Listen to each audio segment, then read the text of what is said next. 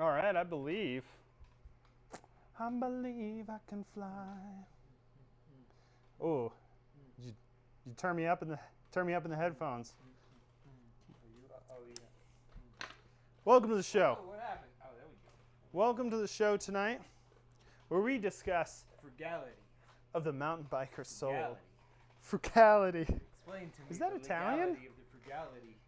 Frugality. Is this just a sensibility? Curtis, hey, if you go to the corner store later, pick me up a Coke. Somebody help me understand the mentality Welcome to the show. It sounds of good. the frugality. Yeah. I was gonna ask Sorry. Curtis, our one viewer, Wrapping in my own head. our 1 millionth. Our one good favorite viewer right now of the many. Yeah, 1 million. Viewers, of the many viewers that we have, so many of the viewers. Tonight, the frugality of the mountain biker soul. This is something I've wanted to talk about. One years, is for yeah, the many years we've been doing this. because there's two sides to this coin. Always, it's just a two-sided coin. One side and other side. You're either a So it's cheap. a plane. Is it a plane? Is a plane one-sided? It's like a flat Earth I don't know. Math. situation. Yeah. You know, it's Curtis says the audio does not sound good. Oh no! We were working on it so much, Why is and we need you to tell us That when it does- sounds good. turn the audio on that? Let's see what it sounds like. You know, we have a little technical. Hold on, give us Little, it sounds great on this end. I don't know what Curtis is talking about. I think he's trying to I derail think the your show. computer's crap, Curtis. Buy a new one. You can go to a Micro Center and buy yourself a Stop being so cheap. HP Victus gaming computer for $799. How do I know this? Oh, I just had to buy one. Had to buy one? Well, Yep. my daughter went to college, even though she's in high school. Oh my And God. she needed a computer. And apparently computers for engineering programs need gaming computer processing. Yeah, like I was told. So I bought this thing. you need like 8 cores, 12 core processor. Yeah. You put out some Quad, double duty, double dutes. side cores. There's cores everywhere. Yeah, there's cores that don't even know about the other cores. That's also another great point as a parent and family man. Like Yeah. I am you both. spend the money. You spend all the time. You spend the money all the time. Yeah, and it's not on fun stuff for you. Bottom line, the reason why mountain bikers are cheap, if they're a dad, that's why. End of the show. I don't know a single. That's people. it. I haven't been one for many years, so I've never been. No idea. Curtis is still not good. We need. I don't know. Let me see. I don't know. Check your internet connection. Check. Reset your router. Turn it off. Check. Turn it back on. Check. All right, we're working on it. We're working on it. Come on. All right. There's nothing Check. we can do. I mean, we can reset. Restart. Check. Check. I wonder if it's just. No. All right, I'm gonna check. You talk. Check. Chris is saying that my mic seems to be the culprit. Oh, is your mic not on? That could be it. Yeah, your mic's not on. We found it, Guys, guys. my mic wasn't even on, which means you guys didn't get to hear my rap at the beginning of the show, Oh no, which was really good. we're gonna have to edit that. Sorry. Oh, Are things okay now? Are we are good? things okay? I think We we're good? okay. Kids. See, I'm glad we had someone in the chat who could help to figure out what was going on. We need good people on the staff here. Yeah. As soon as we hit 1 million subscribers, we will hire someone. I like how Curtis spelled Yahtzee correctly. It's very good. Holy Makes me, Yahtzee. makes me proud of him. Wow, good Yeah. job. So, actually, real quick in the comments, what's the most frugal thing you've done that's actually put your life in danger? Ooh, good question. Leave that in the comments. How cheap have you been that's been you knowingly knew that that was dangerous to be that cheap? We'd love to hear it. We'd love to hear it. And we're going to read it to everybody, the whole world, so that they can know. Do you Yeah. want to start with this? Yeah, let's start with Do you want this. to talk about 'Cause, I'm cheap. your home vasectomy? I'm cheap, but I don't go to local businesses, Went over homegrown that, yeah. local businesses, Yeah. and try to haggle over like a set of tires, which happens in bike shop world Every day. every day. Yep. Like, well, can you give me 10%? Well, why would I'm here. I have the tires you want. Buy them or not. They are this price. Yes. Yes. Will you Um, install one for free? but not Cushcore Oh, and not tubeless. no. Right. So the cheapest thing I did was for a while I did not get my car aligned, Okay. and that the wheels were literally cut in a little bit, so it was wearing the inside of my tire. Did you do this intentionally? No, To it's be just cheap, or were you no. just? It wears, and you got to go get it adjusted. You Right. have to pay a mechanic. And, You do. And on alignments, not like. Or sometimes you can just kick it one tire really hard and it fixes it. Put a jack under it and push them back out. Yeah. You pay a guy, he puts it on the alignment rig, and he centers it. And I your let car the goes kids from straight. the local CrossFit pull a rope up to it and they go like this. Fixes the alignment. Now that's This is- frugal. This is stupid. Okay, so you didn't get your alignment fixed on purpose. Yeah, and like- to be cheap and not spend Yeah. any money. Like, on your how car. long can I go? How long? How long can I go? How long did you go? I found out. Yeah. How'd that go? How'd that go for you? I went several buddy? years until the inside of my tire totally wore out and my tire exploded while I was driving. Where were you driving? I was on York Street. Oh, okay. So Yeah, you were in I was town on the at way least. home. Yeah. I was able to. I just drove the rest of the way home real slow. Okay. But, geez, But could have been worse. totally Yeah. worse. You were on the highway. But this week, I You ran. didn't do that. Actually, in the last couple of weeks this season on my mountain bike, I made a short. Go check it out. Yeah. I've been running the same tubeless for 2.5 years. Like, no change of sealant. Like, You're so lucky that was just holding air. it held You air. were getting air for like a ride at a time. Fine. I topped it off every ride. Not crazy. It was just like psh, psh, couple pumps. Sure. Yeah. It was fine. 2.5 years, no sealant. Sealant free. Okay? I kicked sealant. All and that I, means and I is, broke down. kids, big sealant is out to get you. You don't need to listen to them. So I finally broke down and I bought a new rear tire. You broke down, but the bike didn't. Yeah. Luckily, It would have. I was on a bike ride at Lair the Bear, and I was coming down the trail with Jeff Young, and I was slowly going flat. It was losing its life as I was cornering, and it was just like and there's a point where Jeff Young stopped because I'm in a slow point of my fitness career. And he stopped to wait, and I'm like, don't stop, keep going. I got a flat. I got to keep going. We're losing air. We're losing the seal. We're losing the seal. Keep going. I'm Losing not walking compression down. in the cabin. Like, dude, I'd get a flat on the way up because I mainly walk anyways. But, Curtis Cole says he used to set up Maverick rims with no sealant. Was that your statement that you were being cheap, or are you just saying? I think he's just saying he used you to can do that. it. Yeah. But that used to be the rule for tubeless.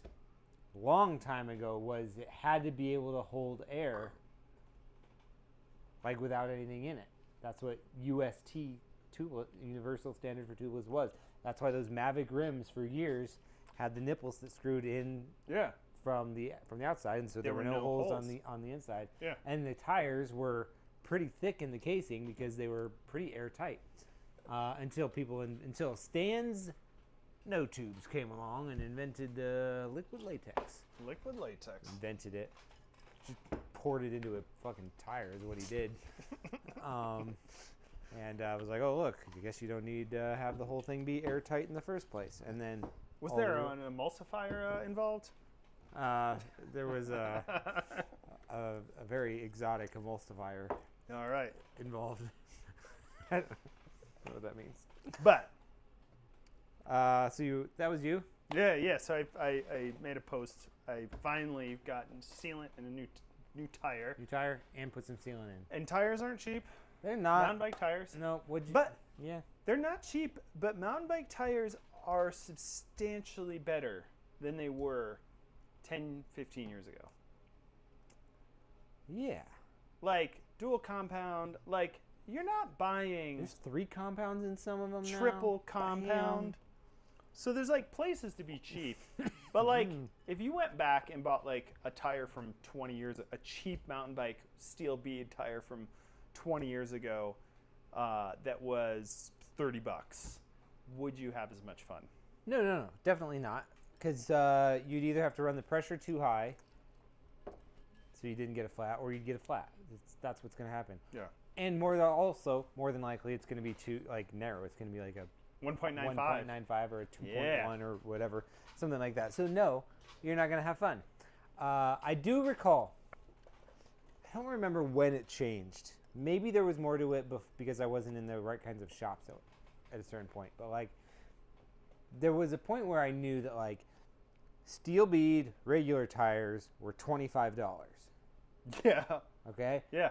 Folding mountain bike tires were $50, and that was like pretty much it, like across the board.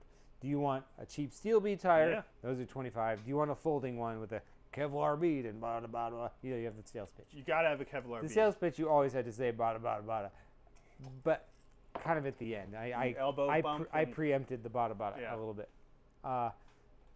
and then it changed. I don't know when, but tires became more plentiful. More brands came out with more options. They made them better. So, and they got more expensive. Hella more expensive. $110 for a mountain bike tire now? Yeah. For some? Is it worth it? Is that where somebody should be spending the money? I mean, if they want to. I don't tell them not to. I mean, good tires. Well, I think my point is that's right. Steve's all about that 2.1 Dart Smoke. Dart Smoke. What is that? Pan-Racer. Oh yeah. That was their front rear combo for a long time. Oh. The Dart had the pointies. Gotcha. The pointies, and the Smoke had the side blocks. That wasn't the red stripes down the side. No, you'd be talking about the IRC Mythos XC. And Michelin did some weird green. Yeah, green. Yeah. Yeah.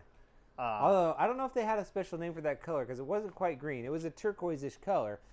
Definitely very like Bianchi Celeste adjacent, but they probably couldn't have gotten away with calling it that. I don't know. Probably some salacious inside baseball on the bike world color nomenclature. Anyway, but this rolls into the other thing is, like generally when, I think our audience is into the finer things, and this show. Yeah, because they watch this show. Yes. Duh. Of course. We're talking about like the mountain biker who's kind of like mid-range, who comes in trying to be kind of like call him that. Mid-range. What's up mid-range? You're a mid-range rider. What's up mid-range? It's our show. We can say we don't have to be customer friendly, do we? Is this customer friendly? This is not always customer friendly. Fuck it. So I had the first shop I worked in, we would listen to like Beastie Boys and some other stuff, and there's a couple points, and you'd be like, okay, if it's not customer friendly, you just have to make sure when the bad parts come on, you have to run over and turn the music down. You have to censor it and then come back and turn it on. So it was the Beastie Boys album where he says, stick my my wrench in the mashed potatoes. And which is not where wrench is. It'd be like a Saturday, somebody would put that on, ill communication, and like the mechanic would just dart across the store to try to make it customer friendly. I'm like, fuck no, I won't do what they told me. Over and over. Anyway, but we don't have any comments yet about dangerous things our customers have done, and dangerous I believe things. that Come on, have. Who's frugal? It doesn't have to be bike related. Probably the fruit. Doesn't have to be bike related. You bought cheap batteries for your carbon monoxide detector. Like Harbor Freight batteries. Oh, I installed my lighting in here by myself. And it's not good. Like, they flicker. This could They're be not used for supposed evidence. to. I know, right? When everything burns down, and insurance is like, we're not going to claim the X amount of money you're claiming. You were like, for the I was smoking. I was absolutely smoking and fell asleep. No, it has nothing to do with these. So that's... It's fine. Customers, your bikes are safe. Everything's okay. I've had firemen in here who are customers, multiple of them, and they've been like... sexy firemen. You're good. Yeah. Pretty good, sexy, like middle-aged firemen. Like, very good. Yeah. Great shape. Yeah. They Have haven't made those in chief here. yet. I've had doctors and nurses. I've had insurance adjusters in here. We're fine. Nobody's been like, you're a problem. I'm just saying, Gingy's fine. This is called instilling confidence in the Nothing's customer. burning down. Okay. But my point was... I did that myself. I'm rolling into our next point. And our next point is that, no one talks about when you go to buy a $3,000 to $8,000. I'd say that's the range. That's a good range. That's a good range. That's a good range of what's normal for your mid-level rider. If you're a mid-level rider, please. Captain mid-range. Mid-range. What's up, mid-range? If you're a mid-range rider, please stand up. Leave a comment. Raise your hand. But no one talks about what is this thing that I'm buying going to cost once I take it into the real world. Nobody talks about it because then few people would continue to buy it. Yeah, like your fork has more components in it than the rest of your bicycle. This is true. Spokes, nipples, wheels, whatever. Like it's a fork. complex. You pull the whole thing apart, and it's in the many numbers of parts. There's many of those numbers of parts. Yeah, and when you're selling a bike, the last thing you want to do is go, it's going to be $3,000, plus it's also going to be an extra $500 to $800 a year to maintain it. Like that doesn't come up in the sales process. You're like, hey, you're buying this bike, cool. Let's get you out the door. You need a helmet. You need pedals. You need cool, tight cycling shorts. This, that. And before you know it, you're buying a... Yeah. But it doesn't come up. And then 2 years later, I feel like this is part of the... too many years later. Yeah, 2 years later, you rode the crap out of your bike. You wore your tires out. Both your fork and your rear shock need to be maintained. You go into the shop. The guy at the shop looks at your bike. He's like, it's going to be $600 to do this.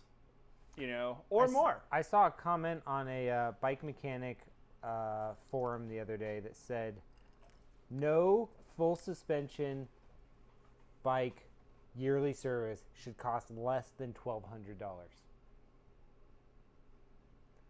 That's interesting. Okay. He said that, so that's a mentality that's out there. And at the same time, we have inarguably, sounds like he's many a higher mountain bikers who don't want to spend that much money every year. Yeah. So they want to buy the thing, ride the ever-loving shit out of it, and not spend more money on it. We are actually mountain bikers, so we know what happens out on the trail. Yeah. OTBs, gap jumps. Just sending it into rocks. Doing whip outs into branches. Tire tapping your buddy's helmet as you jump over him. Yeah. All that type of stuff happens. Coming up short on some dubs. It's going to happen. It's always going to happen. But then once it comes time to fix it, there's this awkward oh, it's going to be that much? Yeah. It gets expensive pretty quickly. That much. So it's going to be how much? My derailleur cost $800? What? It's like, didn't think about that when you got your $7,500 bike on sale for $5,500. Yeah. That's an $800 derailleur. Do you think maybe some people are buying above what they should be getting? And do you think that that's what's being marketed? Well, it's okay. Obviously, the marketing machines of the bicycle companies are pushing you to buy as much as is possible, right? They want you to buy the top of the line, everything. It's the same old game. It's like, show you the best, display the best. This is what the pros ride. And then like convince you that that's kind of where you need to be, and then like you kind of buck up against that constantly. So they're definitely doing that. But are people buying more than they should? Sure.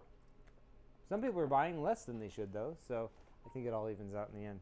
I think my point with that is, does everything need to be carbon? Well, no, not everything needs to be carbon. Not everything needs to be the best, but I think that actually the two places I would spend the most money is suspension and tires. I think that's where you get the best bang for your buck. Suspension and tires. A third place would be wheels. I'm not discounting wheels. I'm going to put brakes above wheels. You brake? We've had this conversation. Yeah. I brake. You wouldn't know being so far behind. I don't brake, I just don't go as fast. Yeah, that's true. Yeah. So that's how you're cheap. Slow it down so that you're not going to wear the brake pads out. Well, that's my other theory. For me, if our conversation is why are mountain bikers, I don't know if we're going to figure out why mountain bikers are so cheap. Maybe we'll talk about it. But one of the reasons, one of the ways I exemplify my cheapness is by not riding the bike. Oh, yeah. If you don't ride it. When you become a parent, you can buy a really nice bike. And it stays nice for a long time. Yeah. Just don't touch it. Leave it alone. Buy a nice rack for the garage. Yeah, exactly. You can put it in your room. Then if you're in a neighborhood where you can pop open your garage and people won't steal it, your neighbor across the street who just got his Cybertruck can be like, "Oh, you got the SB140? Damn." That's how I think that works in those neighborhoods. Yeah. I don't know. But why are mountain bikers so cheap? Well, I think there's an expectation. I think a big thing is like there isn't anybody really saying what an annual expectation for maintenance is. Which brings me to my first bullet point, which is that the bikes are expensive to start with. Yes. Right. They're expensive. I encourage people to do this, and I think it's wise to buy as much as you're comfortable buying at the beginning. You don't have to buy the top, but like whatever your budget and your emotion, whatever your budget and your rationality can suffice, buy what you can. Don't be the guy, I'm going to give my opinion here. Don't be the guy who's like, "Oh, well, I'm going to buy like 2-3 levels below what I can afford and think that I'll get into it." Because that bike might not meet your needs, and it might actually do you a bit of a disservice in sort of giving you the bug to keep riding. I think that can happen. Another thing is if you're building skill, actually starting out on a hardtail can help feel what's underneath you and build skill. Yes, I agree 1,000% with that. But I would never buy. I'm gonna preface this before you put your preface on my preface. Okay. One hardtail, 29 all the way. Always, yeah. Like I would not go to no one rides a 26 anymore, but like I would not buy a trail bike with less than a 29 and a good beefy tire. Right. Especially for a place like Colorado. Yep. Carry on, sir. So, there is a caveat. The caveat to buying a hardtail and learning to ride is certain people don't have time to learn to ride good on a hardtail. So you're buying skill. Yes. I don't like it. I know you don't like it. I don't like it.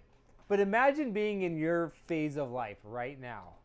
Dad, 2 kids, 4 on the way. 4. I'm having twins. Who have you been talking to? A couple sets, right? Yeah. You've been. Oh God. You've been active. Anyway. Very active. Sorry, not my role, not my place to say. Now people are gonna be like, "You're having twins." Somebody's just gonna get back to my wife. It's probably be like, What the Oh, I fuck just did heard. you say? Yeah, You have exactly. You're having twins? Anyway, some people, but imagine like try to get into mountain biking now, in your phase of life. You're gonna spend a year, 2 years, whatever, just riding a hardtail and it's sucking and being like, this is hard, this is uncomfortable, this is beating me up, this I don't know how to do this. Or you can buy $3,000 more worth of bike and like it does it for you. I think it also depends on where you live. Like Colorado, Sure. yes. Everybody lives in the Front Range though. So Everyone in the as far as world I can lives tell. in Chunder, Yeah. the Rocky Chunder. I mean, like a place like North Carolina, like, dude, you could 100% ride, you know, for exception of some of the stuff up in Asheville, but most of the stuff in that state you could ride on a hardtail. Even some of the gnarlier stuff. Yep. Did you see this one? No, what is it? I bled my hope brakes with mineral oil to save money. Ooh. That's a bad one. Well, you did it to cleanse. Yeah. It was a brake cleanse. Yeah. 30-day brake cleanse. Yes.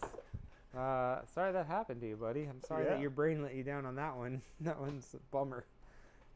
I'm currently riding. But a hardtail is going to significantly cut down your costs. Mm-hmm. It's not as sexy, but like True. I rode, and I'm above average on I think skills. Not to say that I'm my jumping skills, but and my sexy skills. very much above average. But I get to enjoy it.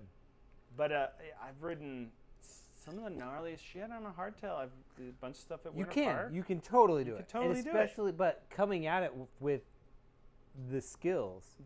Makes a difference. Yeah. And the frame. And geometry. The Hanzo. The Kona Hanzo. Oh, I knew we were gonna get to the Kona Hanzo. But like dude, that, it's like you're paid by a Kona Hanzo. That was the first mass-produced bike that actually, like, first 29er. Because all 29ers were made to be these terrible race death machines. Steep head tube angles, high bottom brackets, like just not as fun as they could be. And then the Hanzo came out, and the Hanzo was like, "Hey, we're gonna slam that back wheel in. We're gonna give you a 1x9 before anybody was doing 1xs, because you couldn't put a front derailleur on it. Right. We're gonna put a decently long fork on it, and then fat tires, like not fat, but like bigger than normal. Yeah, at least 2.5s. Not 1.95s. Right. So it definitely, I dirt jumped my Hanzo. I took it to the skate park. I do whatever I want. But like that's a very capable bike, yes. And it was the first bike that was like geometry that made me think of 29ers differently. Before. 29ers and hardtails being much more capable than you thought they could have been. And great geometry. Yes. Agree 100%. But mountain bikers are still cheap. And They're still cheap. And they still want like the most best for as little as they can. Is this YouTube show sponsored by Big Hardtail? It might be. I wasn't informed, but you'd have to talk to. You had me at big and hard. That's a good one. And tail. Can I have that? Yep. And we're passing it over. This is where the show gets interesting, folks. We're not halfway through yet. You have a little ginger beer left there? Oh, shit, I just poured the rest. Oh, don't worry about it. I can open a new one. Ooh, that'd be fun. You into it? Let's do it. Yeah. Where were we? We were talking about why mountain bikers are cheap. But, like, that's the thing. Expecting to get this, full suspension, 6-inch travel bike and maintain it for nothing, it is a little ridiculous, and that's where the hardtail comes in. Well, yeah, there might be a little bit of a misconception that ooh, ice it up. The big fancy bike will perform in the way the hardtail does, and that's not going to happen. I'm just gonna let me lime you, buddy. Line me up. There you go. All right. So, okay. Do you have any other bullet points that you need to get to? Oh, I have a ton of bullet points. Okay. What's next on the? Well, why are they so cheap? Okay, I have another one. And why this are one's mountain reasonable. bikers so cheap? Well, some of them are They're just smart consumers. And they're just trying to maximize their cost per use ratio. Yeah. Totally. But it reaches a point where that becomes ill-advised. Yeah. So, yeah, there's a bunch of people who are just like, yeah, the bike was expensive to start with. I'm going to try to get the most I can out of every ride. Fine. Great. Good. Awesome. But you have to know or ask or be somehow aware that there's a tipping point where your tires become unsafe, your fork is perhaps on the edge of maybe like ruining itself, because that'll help it. So high stress situations, you know, I've found you need to have multiple sets of eyes on stuff. Not that like coming in, but like in my line of work, I work in live video production, and like you have multiple people making sure everything's running smooth. Yes. You need to have somebody on your side, which is your bike mechanic, who works in a garage. Who works in a garage. Yeah. Somebody on that's gonna just take another set of eyes to look at your stuff. My first bike shop job was a job where we always checked each other's work. Yeah. Like, you worked on something and somebody else checks it before it goes out. That was a practice, and that's something I practice even in other industries that I work in. Which is why, if you're a consumer and you're riding your bike a bunch, just get some other eyes on it. Let somebody else take a look and see. Because now, part of the other reason, I'm going to interrupt this one real quick. It's interrupting Jason. Interrupting Jason now with live action pointy fingers. Jeff Young. He finally found the group. I think he might have been in some other. He was watching some Mr. Beast videos. Yes, Mr. Beast videos. Yeah. Jeff Young, and he loves Mr. Beast. Yeah, he does. I lost my train of thought for a sec. Well, I was gonna say. So. One thing is to have a conversation. Yes. And find a mechanic that you can have a reasonable conversation with, because some people you're gonna have this conversation. Okay. Yes, we've been here, but yes. You know, you go into kind of a bigger box store, and it's, you know, okay, this is what's wrong with your bike. You need it all done. Name tags. Yeah, bill. You know, you have to spend this much. This is what it is. But if you work with a good mechanic, like my auto mechanic, I do a lot of my auto mechanic stuff myself. Like, I change my oil. Yeah. You know, headlights, taillights, filters, fluids, spark plugs. That's all stuff that you should be able to do. And there's a lot of stuff on a mountain bike that I think riders can safely do, like tires, brake pads, getting into cables and chains. I mean, you should be able to fix a chain, because if you get are you sending money during the show? Yeah. This is some weird stuff going on here. Jeff Young says I owed him money, so now I don't. Ooh. I did owe him money, but I haven't seen him since I owed him money. Tabs are getting settled. And he was against the Venmo for so long, and he finally got Venmo? I hope the person I sent the money to was him. Jeff Young is a pretty common name. Let me know if you get paid, buddy. But there should be a conversation of what can I do and what do you do? Yes. Because being a bike mechanic, interrupting Nick. No. Oh, yes. I love your points. They're good. They're so good. Bike mechanics don't want to change flat tires all day. No, we don't. Like, it sucks. You kind of like, I want to fix real problems, like, you know, building wheels and building cool builds and suspension and challenging things. Yeah. Guy stuff and gal stuff. It's anybody could be a bike person mechanic. stuff. Person stuff. Yeah. People doing things. Yeah. Okay, can we roll the slow-mo people in hard hats? But there's a conversation when I go to my car mechanic. I say, yes. Hey, how bad is this to do? What is this? What does it entail? This is a critical virtue that every bike mountain bike rider needs to accept, which is a dose of humility, which says that I don't know all the things. And that's fine. It's okay to not know all the things. And that's one of the problems that I think we can both share, that we've come across so often with people and mountain bikes, is they bought the bike, they learned a lot about the bike when they bought the bike because they did their research and they talked to salespeople and they did this and that. They've ridden the bike, they kind of know it in and out a little bit more, and so then they think they know enough about the bike, but it's okay to not know everything. Yeah.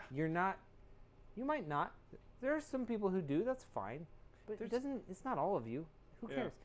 And that's one of the reasons why they're so cheap, is they think they may know perhaps more than they do, and there's a certain, I don't know what the right word is, it's a certain ego, maybe, that says that they don't perhaps need help. There's also that curve, because where you think you know when you actually, what's that called? The knowledge curve? Like the beginner thinks they know everything? Somebody smart in the chat, please somebody in the chat, please get involved. Where as soon as you actually start doing it, you realize it's really difficult, and there's things you didn't realize, and then your confidence starts to go do. You're like, that's a lot harder. That's a lot harder. Wow, that's really hard. That's really hard. Okay, maybe I can't do this, and it levels out. And there's a corresponding curve that's like, the less you know, the more confidence you can portray about it. Yeah, you're like, oh yeah, I could do that, dude. I can fucking do that. I know. My cousin works at a bike shop on the other side of the country, but I could definitely overhaul your Dunning-Kruger. Dunning-Kruger, thank you. Bing, bing, bing. Fist What bumps. does he win? What does he win? I don't know, I just fist bumped his fist. No, this guy through needs the to internet. win something. Yeah. Dunning-Kruger. Yeah. That's it. He needs to win something. I'm going to say he has not drank as much whiskey as we have tonight. Okay. Maybe a It's pair of possible socks. he has, because he drinks tons. Pair of socks or water bottle, because this is the cycling industry. Ooh, I have a Gingy Cycles sticker pack I could give him. Speaking of frugal. Dude, at least go for a pair of socks, dude. I don't have any more Gingy Cycles socks. I mean, I got have 2 nothing. pairs of women's Tommaso shoes I'm willing to donate. There you go. There we go. Cut the toes out. You want to be frugal? When you buy a like 3 sizes too small, cut the toes out. Now you have Shimano sandals to clip in. All right. Here's my other reason why so many mountain bikers are so cheap. They don't want their wife, husband, partner to know. Yes, I've heard this. This happens all the time. They need to keep the repair bills low because they've been riding probably more than their partner is aware. And they've kept it on the down low because you know, there's tension in marital lands with this sometimes. And so they're just like, they don't want to change out the tire. They don't want to put any new parts on. They don't want the bike to look new. Well, I think Because if the partner sees that the bike looks new or there's new stuff, they're like, what did that cost? Oh, well, I needed new tires. They cost $200 for the pair. It's like, you freaking kidding me? We just went to the Olive Garden for our anniversary because you said we didn't have any money. hey, don't throw Olive Garden under the bus. I eat the tour of Italy all the time. They are thrown in. They are thrown. Yahtzee. That is my... He spells it again correctly. Yahtzee. Yahtzee. Yahtzee. That is a thing, but that's also another underlying issue in the world, that bicycles are a cheap thing. Sure, yes. That also plays into bicycles are a cheap thing. Back to point one, the bike was expensive to begin with. They probably didn't entirely share with their partner what it cost, or they did, and they're like, okay, it's just as much, but once you have it... You'll never have to pay for it. It's an investment. It's not like golf where you have to pay to go every time. You can just go for free. But you do. That's the thing. Yeah, I mean, yes, that is true. But golf clubs don't wear out nearly the way that mountain bikes do. I think a healthier way to think about it is every bike ride costs you $20. Every bike ride probably costs you... Is that just a random number? Yeah, sure. Where's these stats? Okay. Well, how much are you riding? Maybe if you ride more. My cost per use is kind of high. You're like, I rode it 3 times. That was $3,000 a ride. But if you lube your chain, Yeah. you keep your tires pumped at a right pressure for the trail and your weight, so you're not dinging rims,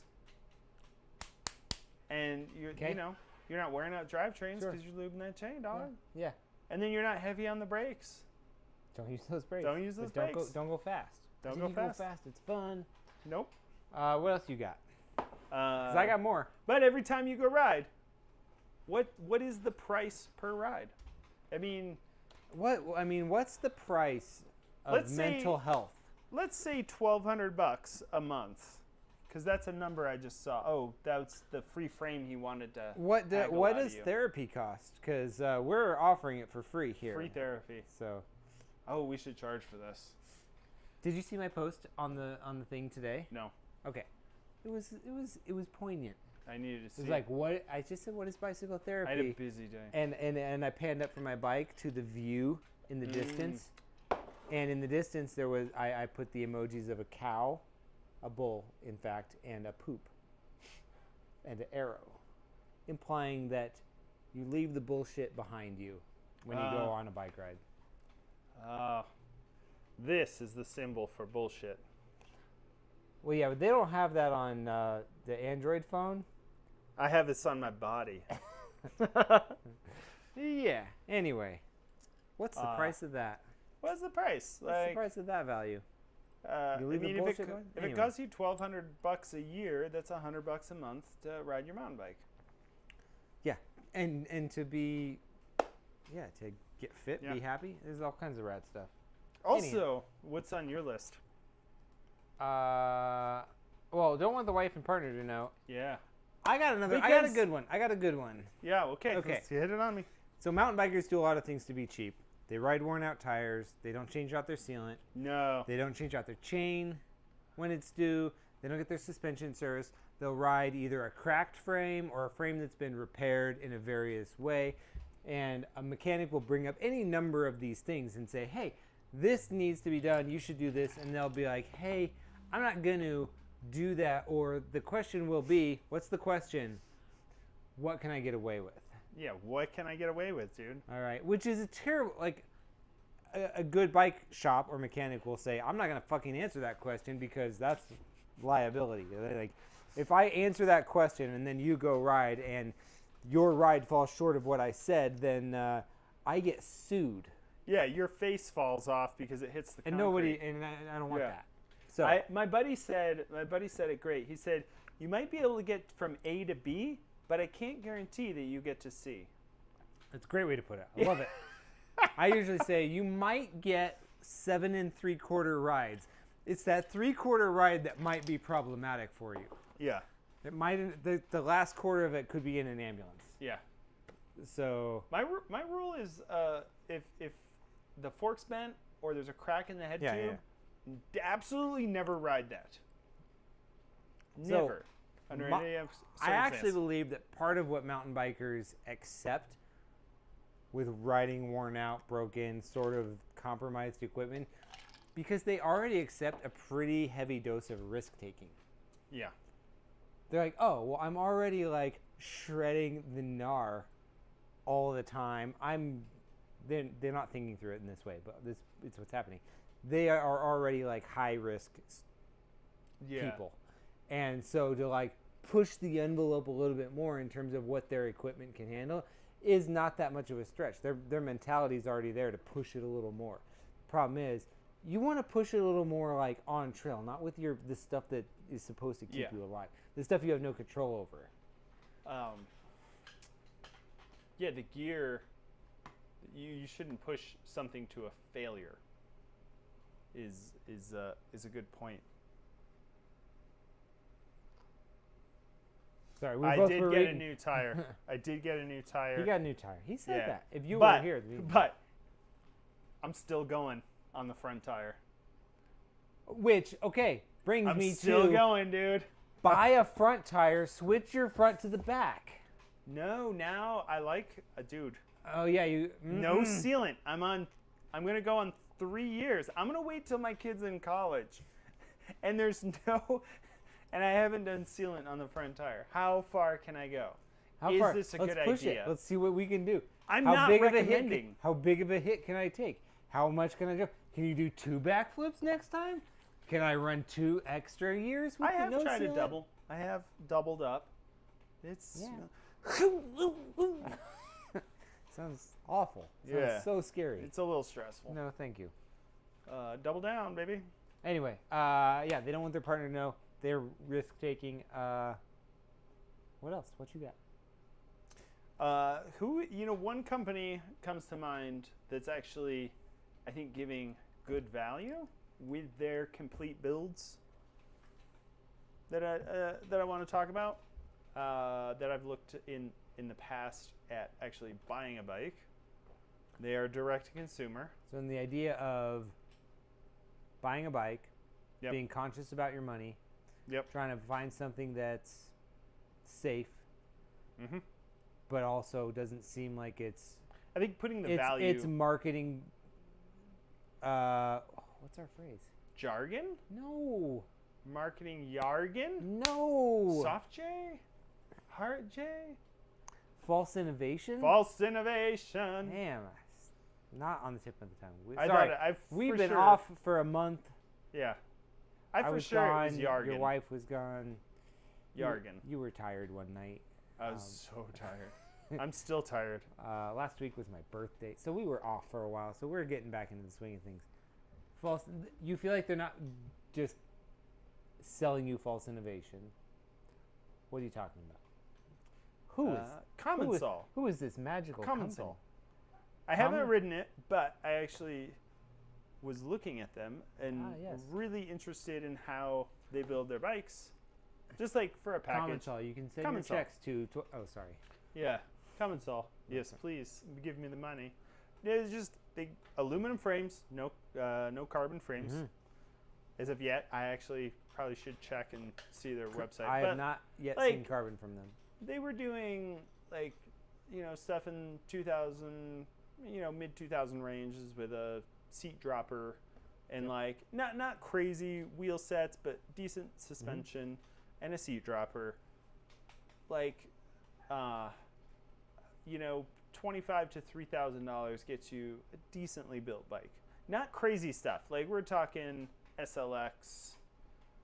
And dude, for the longest time, actually right now, the reason I didn't buy a Commensol, I was ready to go to Golden because you can buy them in Golden. I was ready to buy one, but I ended up finding a YT for really inexpensive. On the used market. Yeah. It was, Are you aware about the cost of maintenance? Did the seller inform you that these bikes, though they're cheap on the used market, they are expensive? No, I got a deal, dude.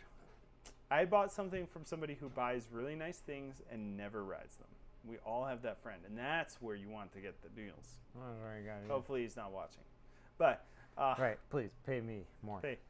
No, I got that, and I look for deals like Facebook Marketplace. I asked him. I was looking at Commensol and YT. They are both online. They are both inexpensive. I'm a baller on a budget.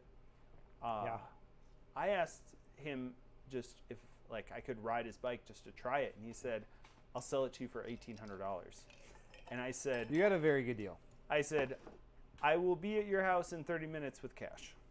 Done. That was a person who did not want his partner to know how much he initially spent on that bike and wanted to get it gone because the partner was like, "You didn't even ride that bike." They didn't want them to ride the bike in the first place because that means they're gone. Whole different dynamic. For that situation, I didn't haggle, I didn't do anything. He was just like, "If you want it, come get it." Okay. Nice. Done. And I'm still riding the bike today. That was... Yeah, with no sealant. With no sealant, no tire. You took the derailleur cables off. The thing's running great. It's running so good. I'm chainless. Dude, next week, the fork seals are going to pop out. Who needs them? You don't even need them. Big Fork Seal says you fucking need them. Oh, dude. Big Fork Metalworks deal. What's going Kyle on? Lofstead? Oh, damn. Oh, Oh. his message got restricted. JY says, really? Yeah. Oh, he had another restriction. What bike brand says I have shit tons of cash and I'm a honey badger and I don't give a shit? Okay, shall we address Jeff's question? Yeah, what? What bike brand says I have shit tons of cash and I'm a honey badger and I don't give a shit? I don't know. That's a tough one because those three things are hard to put together with the first. Because, like, shit tons of cash means you buy something kind of semi-custom, which generally means you're not in the, like, don't give a shit category.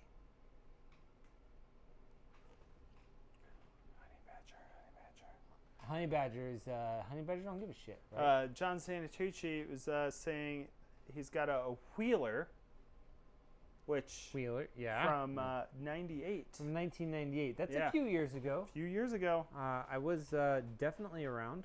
Yeah. Trying to graduate high school back in then. Did that successfully. But who is a honey badger? What bike brand? What bike brand does this cover? Oh, man, I Santa don't know. Cruz? So, I think Santa Cruz used to be it, but I think they've lost it. I think they've become too prevalent, too common. Too mainstream. In the last 2 years with their oversupply, they've had to discount a lot.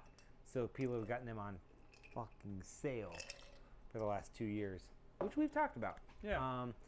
So Santa Cruz kind of used to be there. I don't think they're there anymore. I don't think they say I'm a baller anymore. Not the honey badger. Don't have shit tons of cash. Because you can go and see a lot of Santa Cruz. Yeah. Have you ever been to Santa Cruz? California. Yeah. No. Oh, it's a fun little town. I'll bet it is. You can actually take back when I was there, you could take the local bus to do shuttle runs. I don't know if it still happens. That was like 15 years ago. Yeah. But that's a good public transportation. If you can go downhilling using public transportation, Sounds amazing. it's amazing. You get to see the That Goldman is a on good that. way to be frugal and thrifty. Right there. Curtis Buy a says bus Pivot pass. is that brand. I got tons of Ooh. money. I'm a baller. I don't give a shit. Yeah, that's a pivot right there.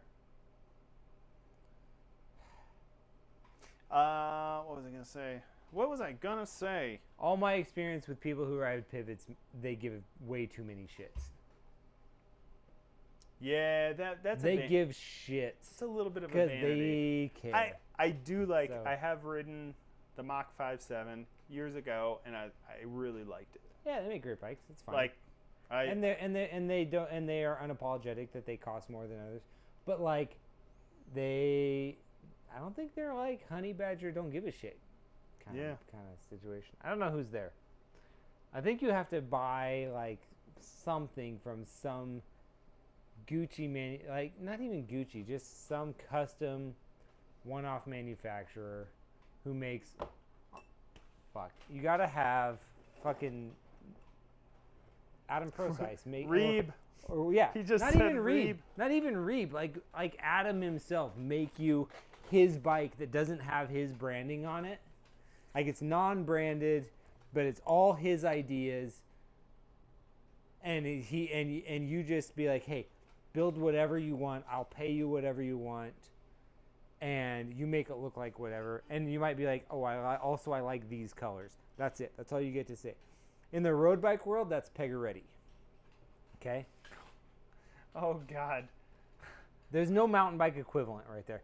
People used to think that was Turner. Fucking no. Ugh. Get off. Really? it. Turner? Yeah. It's been a minute, but still. Who is there now? Because that sort of category has I mean, Santa Cruz held that sort of badge. a little bit, but that category I think has really been relegated to the weird like 29er hardtail titanium fucking kind of world. Like kind of And- moots-ish feeling. Yeah, moods, moods- just black sheep, lots of that stuff. But like I don't think that fits the doesn't give a shit. Yeah, Kyle says Pro-Size Metalworks. But I don't know if Pro-Size, I don't know. Kyle, can you buy a Pro-Size Metalworks frame? Maybe, but that you can. I'll come back and answer my own question. You throw enough money at someone like Adam Prosize. Money talks. That's the answer to the question, right? I have shit tons of money. I paid this one guy who builds bikes for nobody all this money to build one fucking bike for me. Yeah, fuck off. That's what I build. That's what I ride.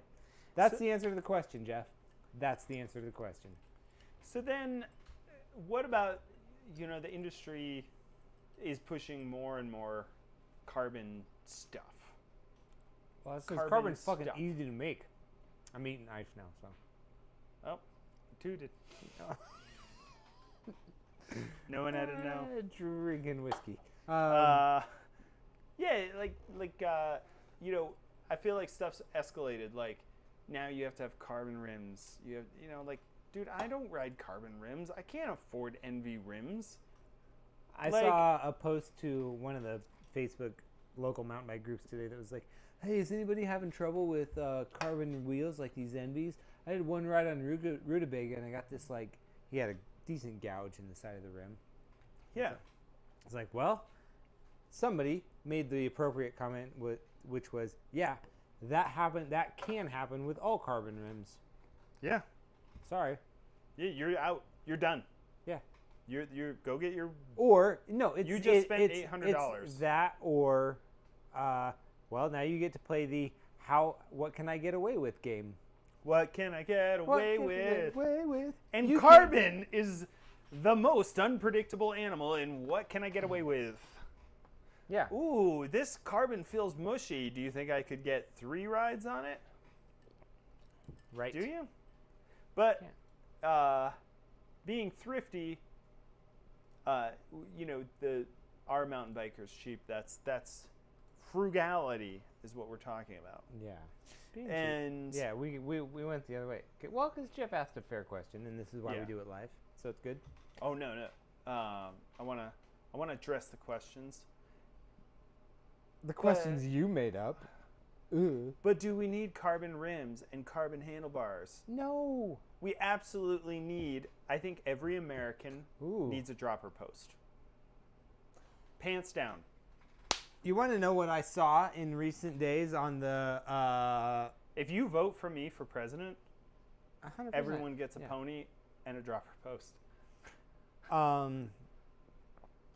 It was on the internet somewhere. Do you know... what's this guy's name? Do you know who Ultra Romance is? No. Okay.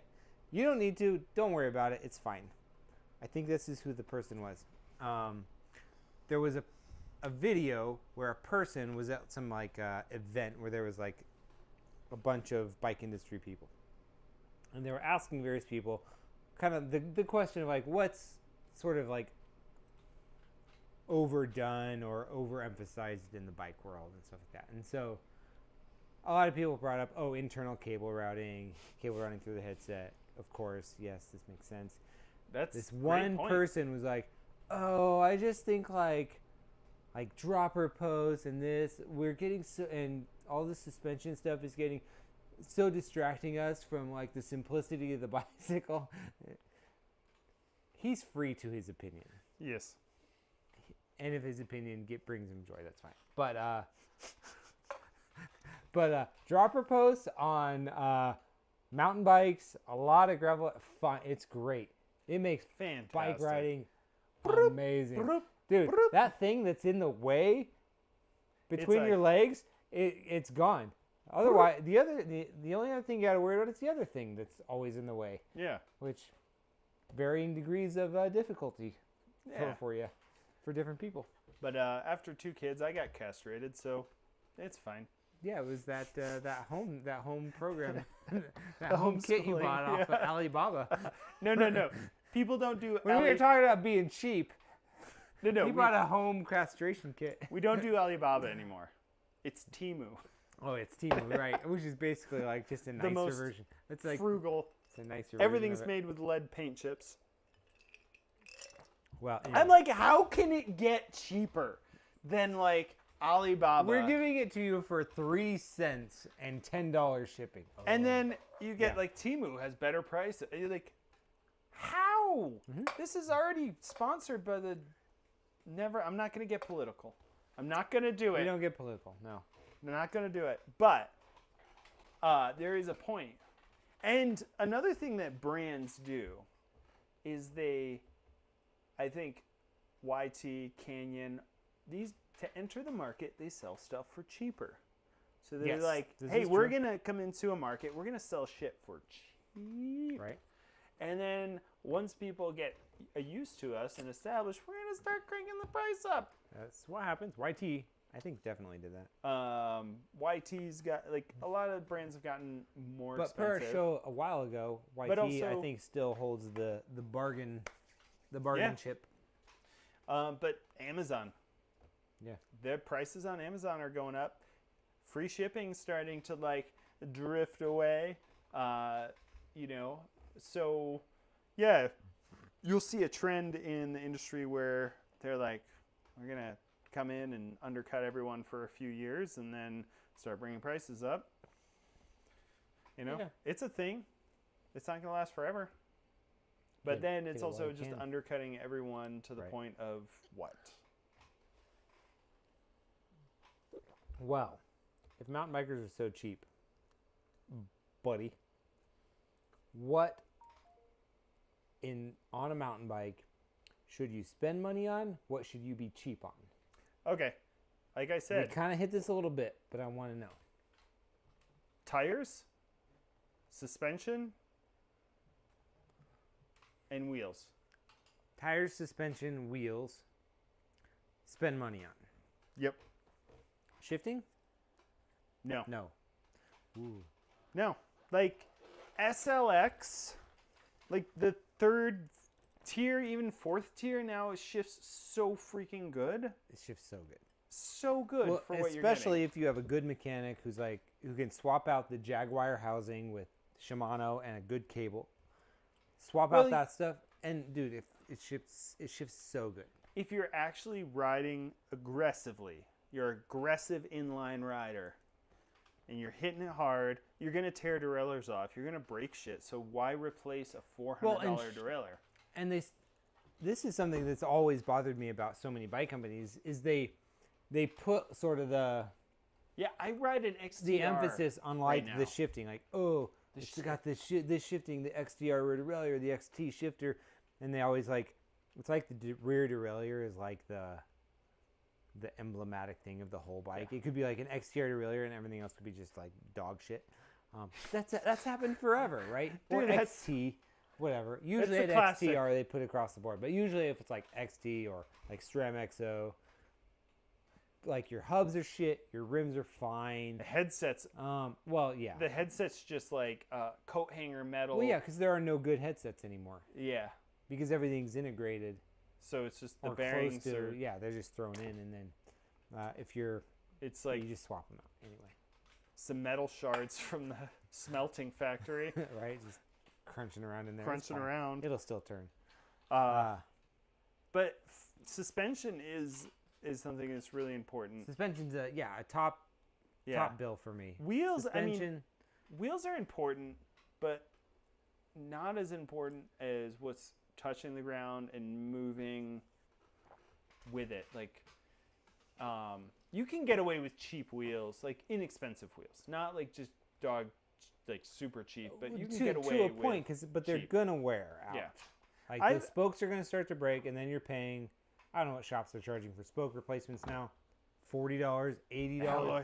I don't fucking know. They're probably being like, oh, well, you broke a spoke. You probably need a new wheel. Here, look, we have these Santa Cruz Reserve wheels on sale for $13.99. Maybe you should just buy them. Sorry, carbon wheels. I wouldn't do carbon wheels. I don't have any carbon wheels. I still don't have carbon wheels.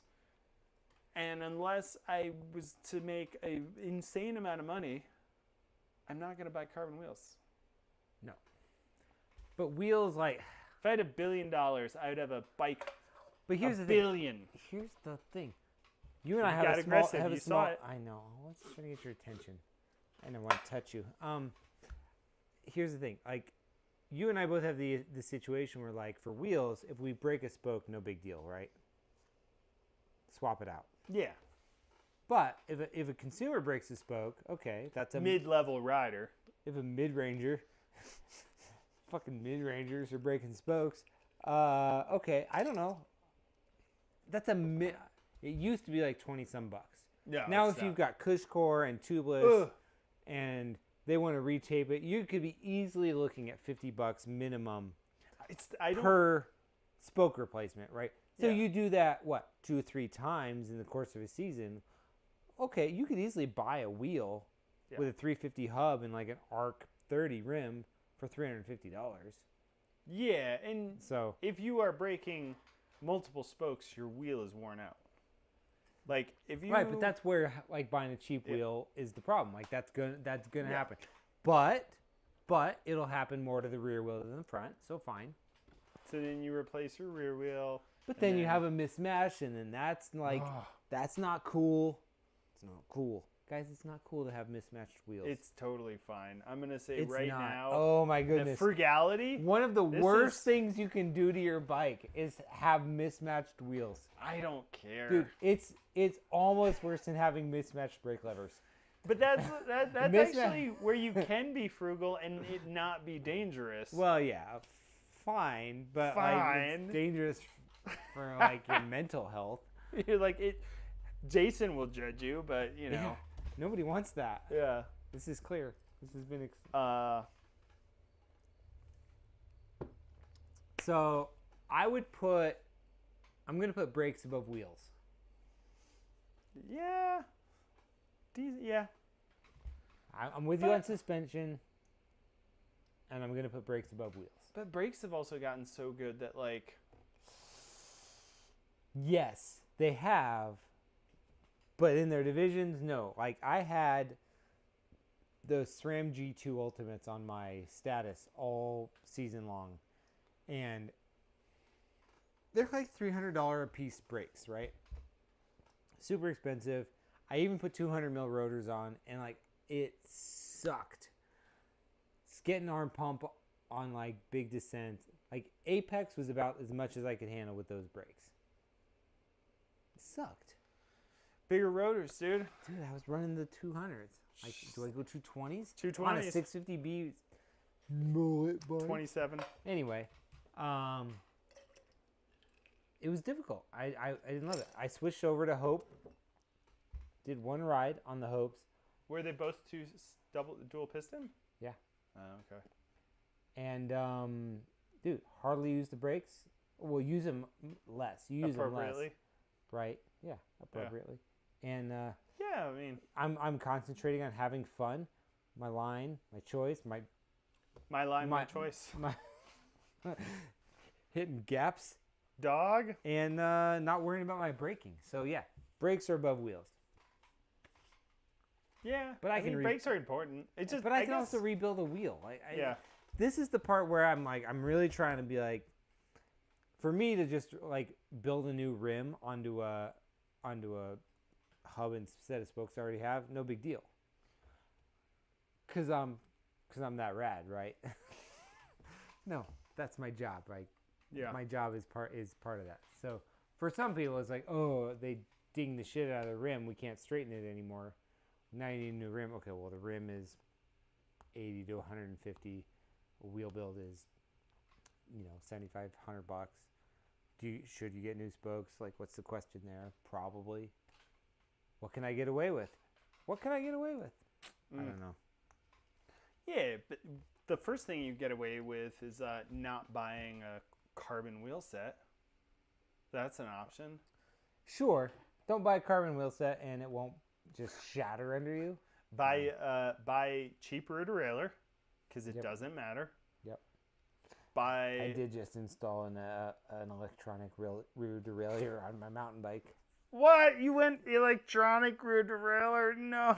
I got it for really cheap. Oh, he got it for cheap. He got a good deal. I traded. Oh. A little bit of my time, my work, my knowledge, my life force. And I was like, yeah, sure. You're taking that off. I'll give you a deal on what I'm bartered. I bartered. The last thing I want to talk about on this episode is how bartering chicken eggs. Bartering. It's kind of like bartering, but how shitty people are at negotiating. At So bike because shops. mountain bikers are so cheap, they try to play the negotiating game. And yeah, a lot of times it's not straightforward. I can actually deal with somebody being like, will you do it for this? And then you could be like, no.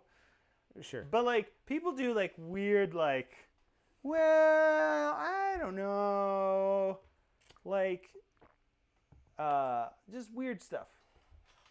People definitely do weird stuff. People do weird stuff, and Dude, they try to negotiate. Spend and a Friday evening at an ER in Denver. You'll know what kind of weird stuff people are into.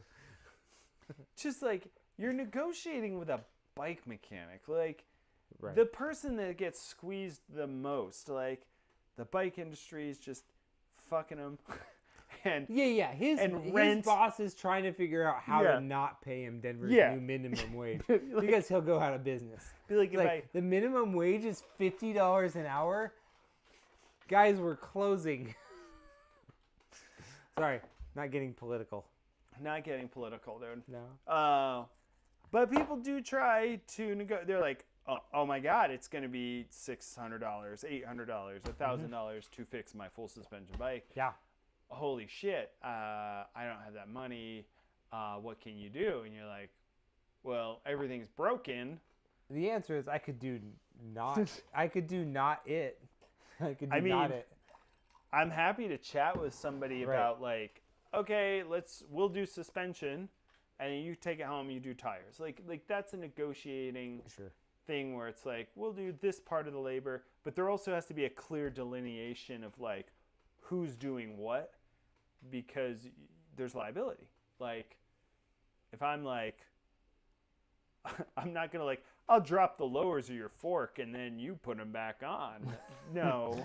Good luck with that. Like there's some weird stuff that happens in shops, and so like, yeah, I'm happy to like negotiate in that. Like, okay, how can we make this a little bit more affordable?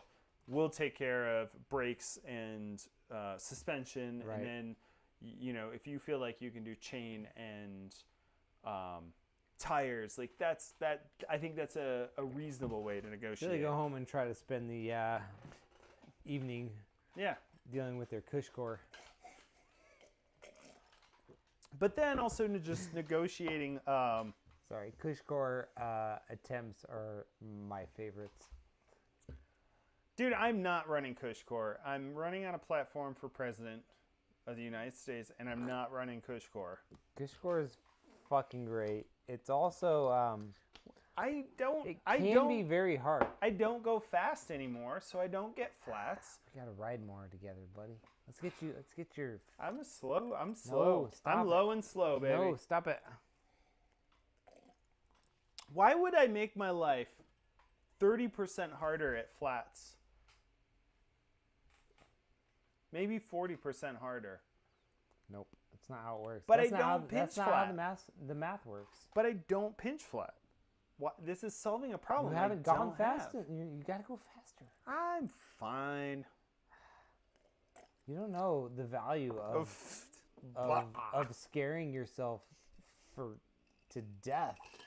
All right. This is between him and me. We'll deal with this off camera. When Jason starts doing backflips, hey, I will not be doing backflips, but I will. Ah, fuck! You got me. It's so scary. No, it's not even close. It's not even close. I'm gonna on my other channel. I'm gonna be doing flipping at 40. I'm gonna do an episode called Flipping at 40 where I have not done a backflip in a few years. It's been a few years. Okay, backflips are not. You're pushing 40 now. Yeah, I'm several years beyond it. You can still be in the flipping at 40 category, but I'm going to be doing a flipping at 40 on Nick the Denver Dirt Jumper channel. Where we're pushing our own channels. Oh, Gingy Cycles does not have a channel. All you've been doing is pushing. The blog is on your blog. Yeah, I blog the shit out of the blog. Give me an espresso. But yeah. But I push it in different ways. Like, I push my kid off rocks. I don't push your push kid. I don't push your strollers? kid off anything. I draw a line. It nudges. Frugality. So, where were we going with this? don't know. Cheap ass mountain bikers, dude. Oh, negotiating.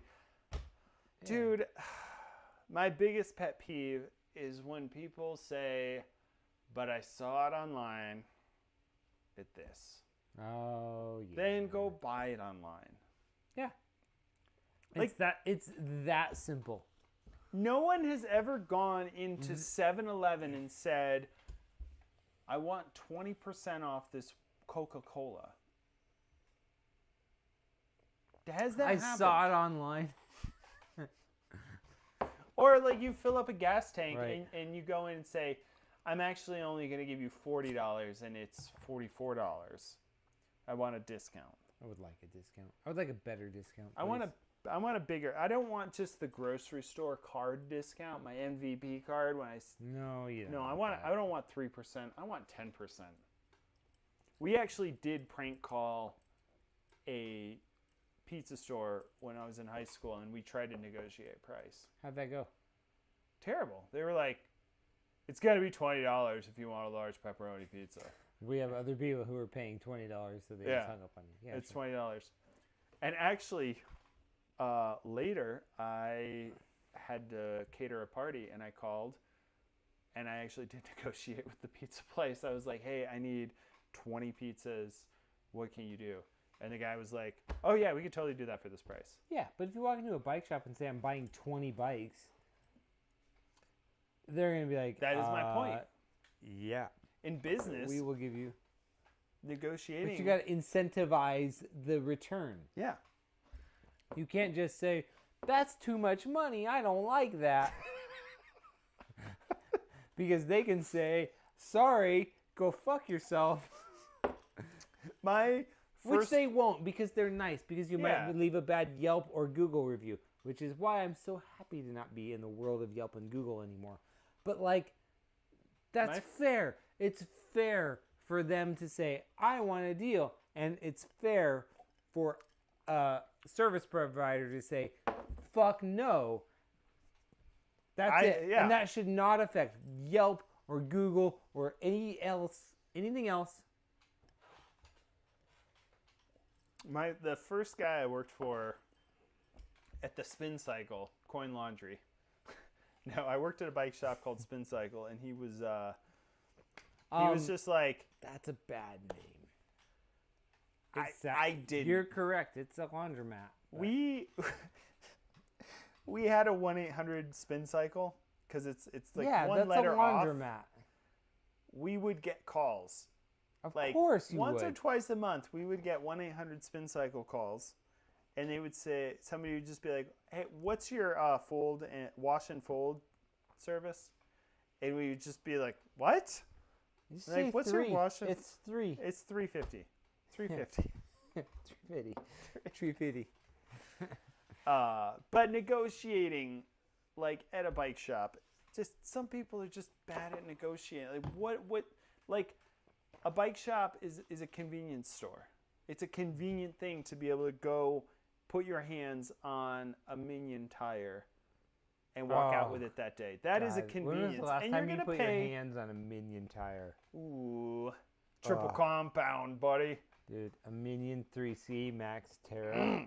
Oh, put your hands Yeah. on one. Oh. Kevlar bead. I'm still not running Cushcore.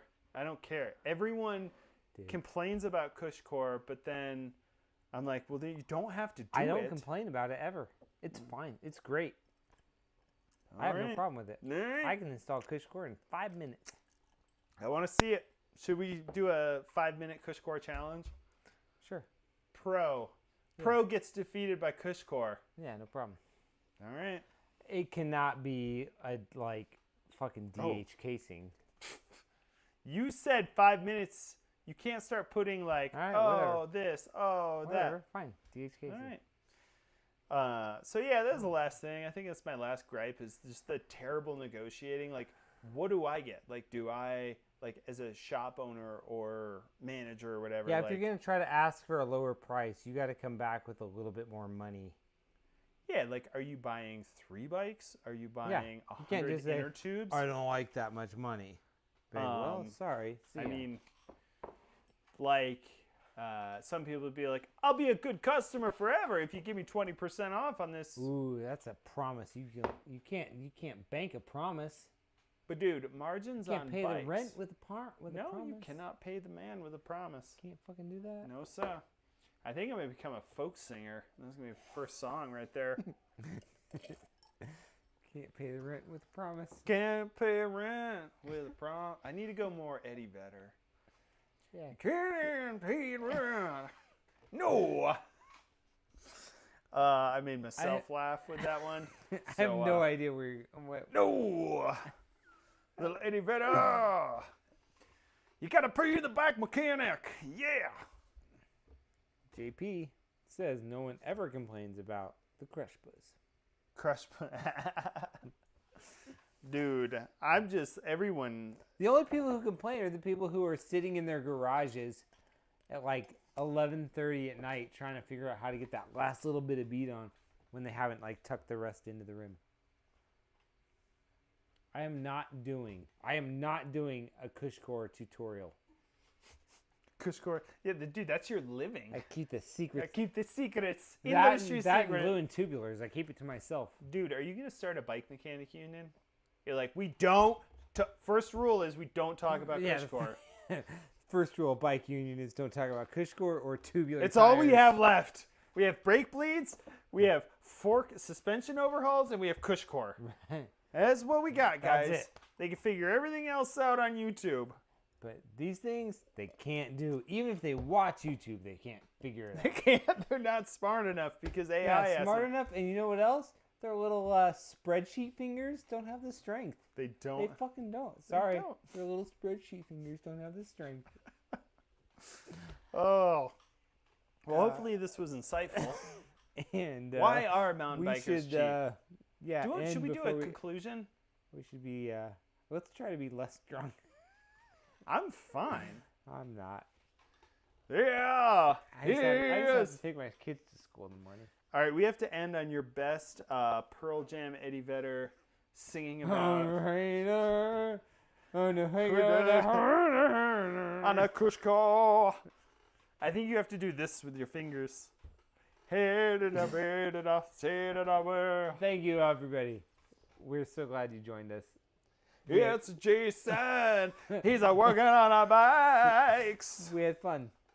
And he's fixing them for the people. Whatever you're doing, you're probably wrong. That's all. Yeah. Hey, That's 90% of the time, we're right. Fuck yeah. And he's working on our bikes with wrenches on it. Yeah. On a bike stand, there's a